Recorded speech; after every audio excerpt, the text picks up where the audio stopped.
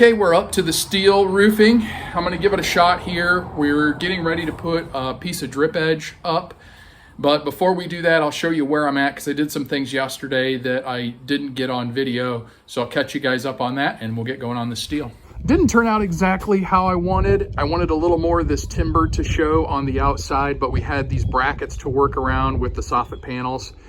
So it is what it is, I guess. Still looks nice in my opinion, but we're gonna keep going on this. I have the fascia steel up and the soffits done on both sides, so that's nice. First thing we need to do is get our drip edge put on here, and then we can start putting our steel roofing panels on. And you'll notice the ice and water shield that I have on there, overlapped it. The seam there, I've brought it down over the fascia, so if any water gets on this, it runs down out over the steel. And then I've carried it up 6 inches on the sides for waterproofing. We've done that on both sides. So I think we're in pretty good shape there. Let's get going on these steel pieces here. We'll get the drip edge on first.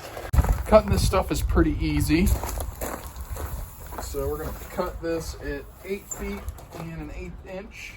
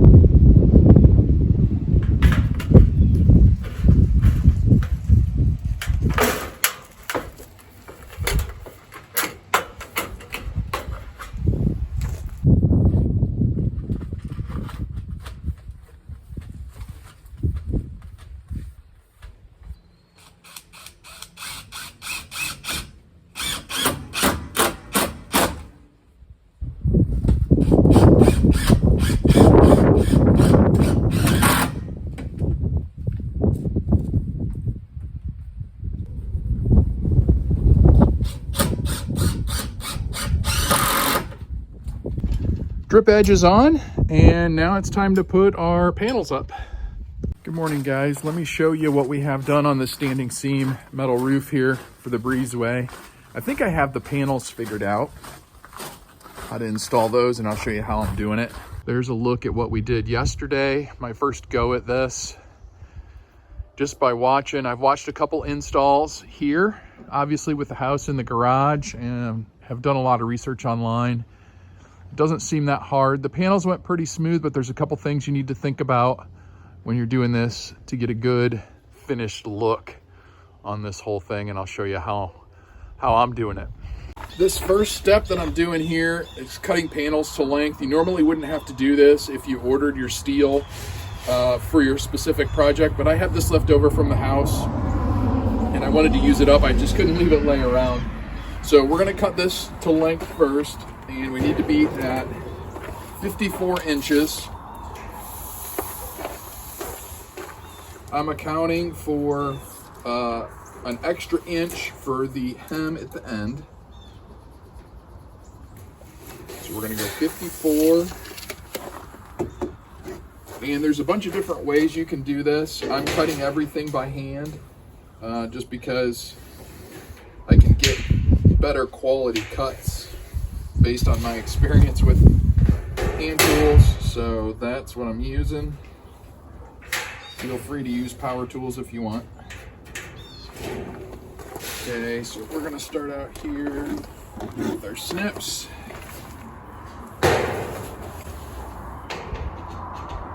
Cutting over these hems is probably the most challenging part.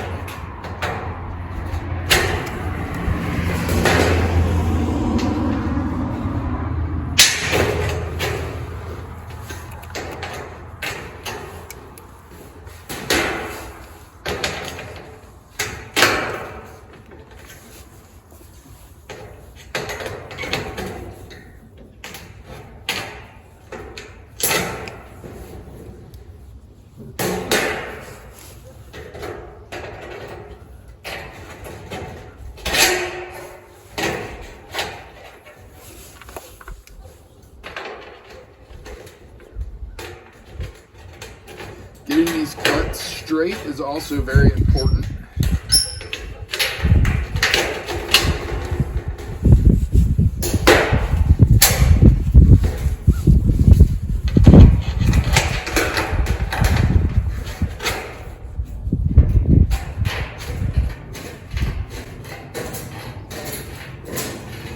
And it gives you a little bit of a forearm workout.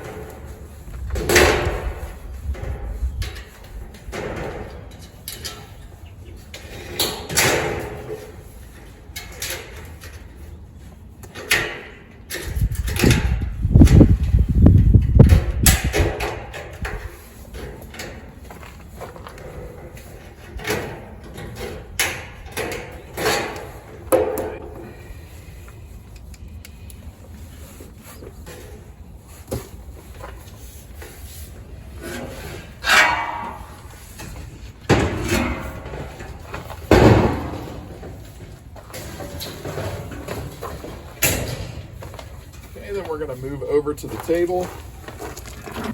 Okay, we've already done our panel layout, and we know that this first panel we have to rip in half so that I have enough room to bend up my edge to go up along the sidewall. The first thing we're going to do is notch out and hem this bottom that goes over the eave end. And the only reason I'm doing this now is because it gives me a way to square up my bender. So I'm going to take my 1-inch notcher, notch out each side.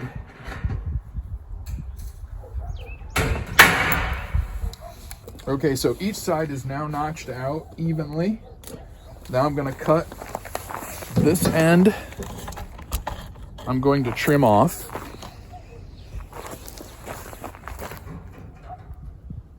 And I just eyeball this.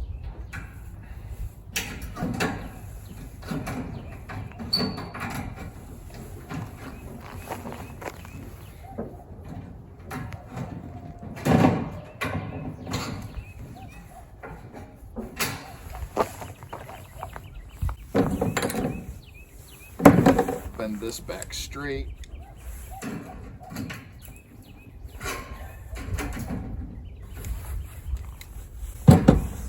What we do for this other side, since this is going to be the side that closes up our rib, we're going to cut up.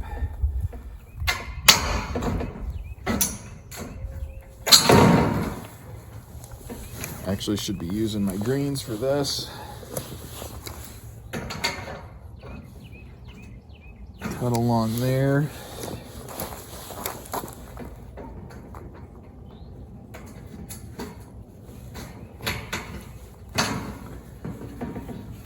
Cut that off. And then this gets bent over.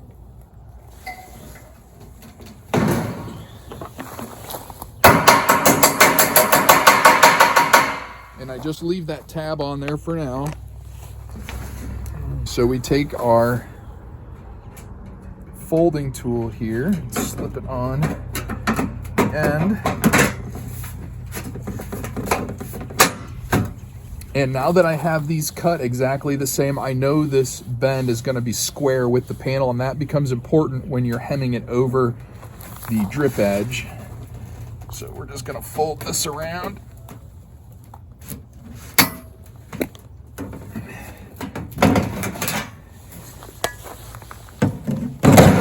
That gives us a nice square fold. And now we need to measure and rip this thing in half.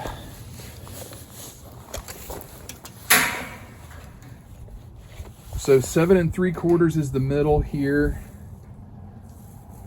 And I need to add an inch for the bend up, so we're gonna go 8 3/4.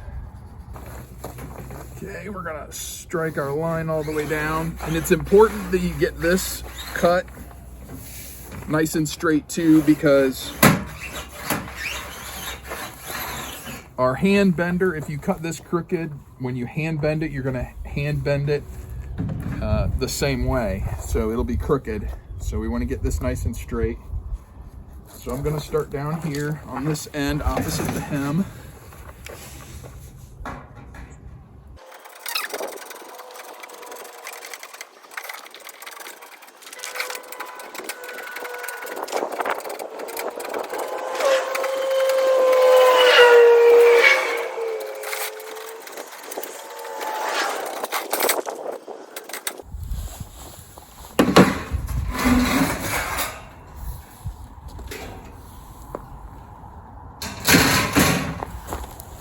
Now you may be thinking, why did I take the time to hammer that little piece, that flap over, when I'm going to cut it off anyways? Well, I needed to do that to get the folding tool in, so there's nothing that's holding it out, to get that nice symmetrical bend.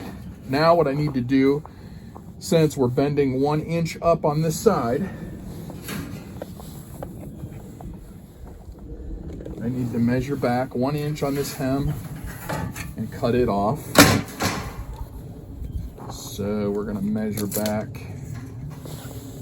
1 inch.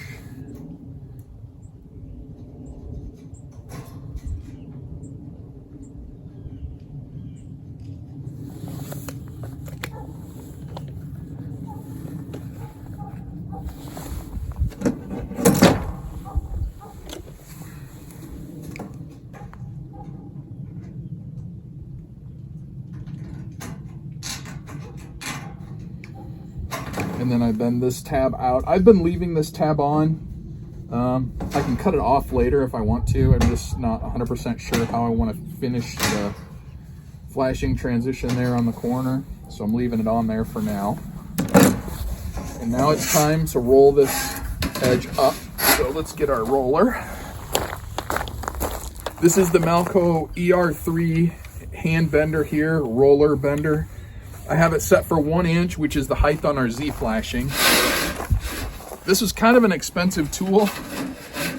I use this to bend the aluminum flashing around the bottom of the garage. This will be my second project with this thing. It is kind of nice in that you can bend whatever length of metal you want. And the key is to be patient with this thing and gently roll your edge up.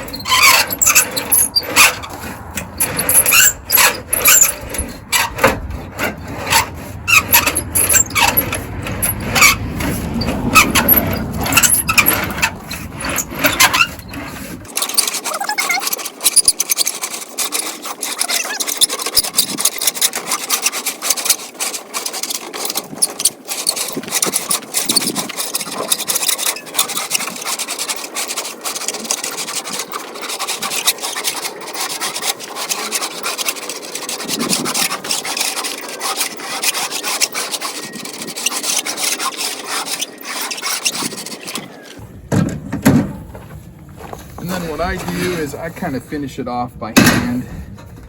Just give it a little extra bend. I don't go quite to 90 degrees because I want it to be nice and flush up against the sidewall.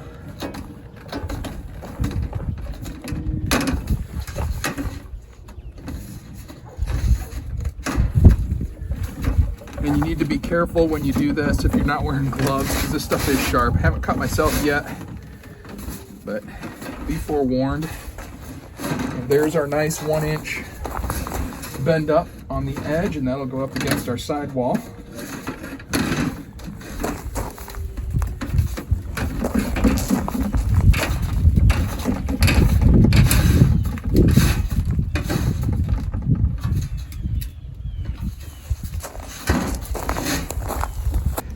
The close-up of how that bend looks.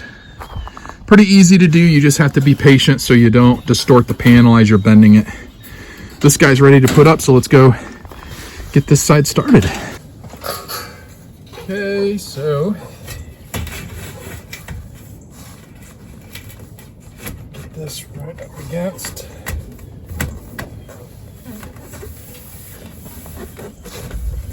That looks nice. So what we'll do, we're pushed up tight up against this hem.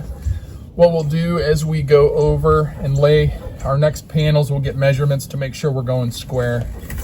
But this first panel, we get up nice and tight. And we're gonna go ahead and put a screw in.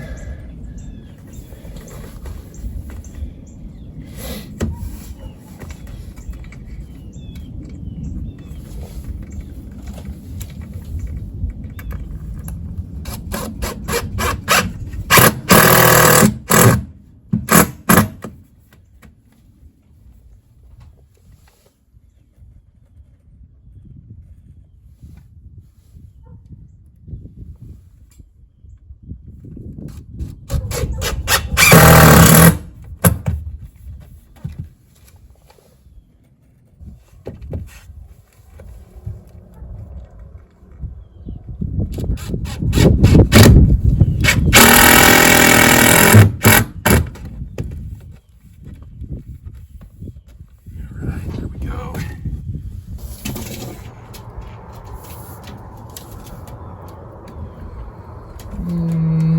88 1/4.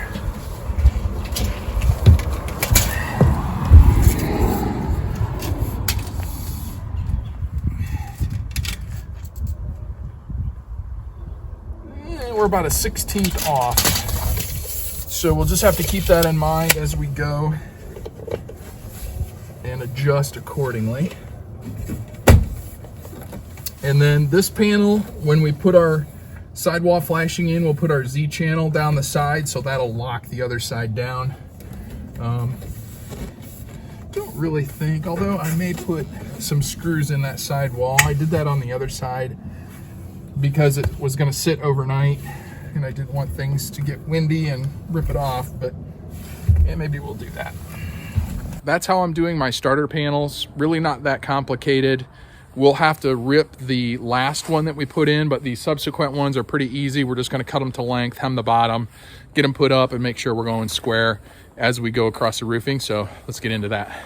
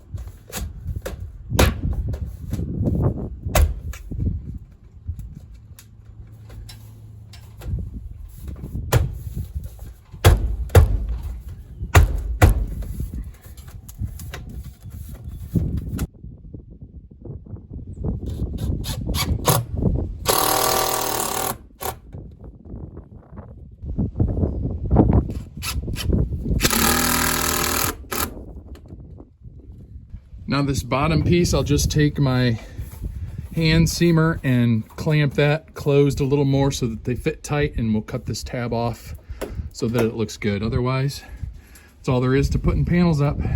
Right, we're down to our last piece, 7.5 inches for that one. Let's go ahead and get it ripped. Right, we got another really nice bend out of the roller bender. Let's go ahead and see if this thing fits up here.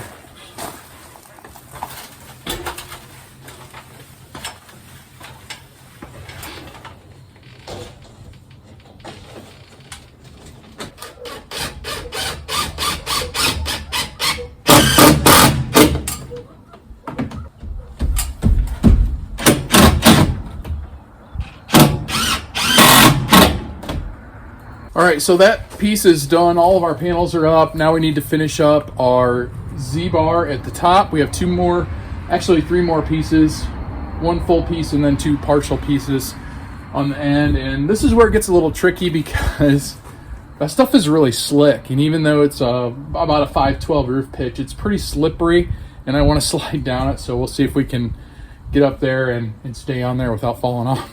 Here's a look at my sidewall flashing detail. I have pop rivets yet to put in. The sidewall flashing is hemmed over the Z-bar that I put on with butyl tape underneath. So that's screwed to the roof deck, and then the Z-bar is underneath this hem here. And the sidewall flashing is screwed to the wall, and then I'm gonna put some pop rivets along the end. But this is where this transition right here, I couldn't find anywhere online on what people do. So I think what I'm going to do is pop rivet this down, and then the ridge cap flashing will go over top of this. And I'm thinking I may even bend it up. So the ridge cap will go over top of all this. It'll be bent up, and then I'll just add some caulking underneath here. And I think that should do me and prevent any leaks. I think the only real issue is going to be this little teeny tiny pinhole that's going to be right here. But I think we'll take care of that. I'll give you a look. It's too hard to do this up here in tennis shoes and film at the same time. So let me get some pop rivets in and I'll give you another look. So here's our ridge, and I have everything pop riveted, and I'm thinking I may put the ridge cap right over top of this. And I'm thinking maybe run a bead of caulk here. And then when I put the ridge cap on, caulk there. And I think I should be pretty good as far as water. I could bend this up. We'll see how fancy I want to get. I could bend this up and up against the sidewall. But I also have to remember too, there's going to be J channel over top of this. And the J channel will be sealed to the wall as well. So we're going to be a double deal there. So I think I'll probably just caulk this now that I think about it, because the J will run all the way down. So I think that will be a good deal. Let's go ahead and get this other side done, and then we'll get you a look at the ridge cap. May not get it done tonight, may have to be tomorrow, but we're almost there. All right, ridge cap is on, pop riveted. This is pretty easy to put on. All you got to do is clip it over your Z flashing, your Z bars, and we are all done. I can't really walk on this and have my phone because it's so slippery. And wall flashings pop riveted and screwed to the side. I put a little bit of silicone there just to kind of help. I think what I'll do now is just go up and over both sides of that, and then this will all have J channel on top of it with that caulked as well. So this is actually a backup to a water leak. And as far as what's underneath of me, I'm not too worried about that leaking water. That's way up underneath the overhang. It's kind of a pain to get to, but that's going to be a challenge to put the roofing or put the siding on. We'll see how it goes. For now, we are all done. And I think what I'll probably do is cut the ice and water shield off there. And then I think I'm going to use some of the zip tape and just tape the top portion of that, because it's going to be a while before I get siding on that, and I don't want water to get in behind that. I think it'll be a good way to seal it up. But that's it for the roofing. We're going to call this complete, and I'm going to get down before I slide off this thing and hurt myself. So that's it for this standing seam roof section over the breezeway. Really not too difficult. You just have to take your time, and there's a couple key things to remember. Getting this eave hem nice and square to get your panels going up square, and nice straight rips on your starter panel and your end panel is key. But other than that, it's really not that hard. I think I would be comfortable tackling a normal gable style roof with not a bunch of valleys and stuff. But that's it for this. We're going to put a wrap on it. Maybe when I see you guys next time, we'll be putting siding back on the garage. But that's all I have for you tonight. We'll see you on the next video.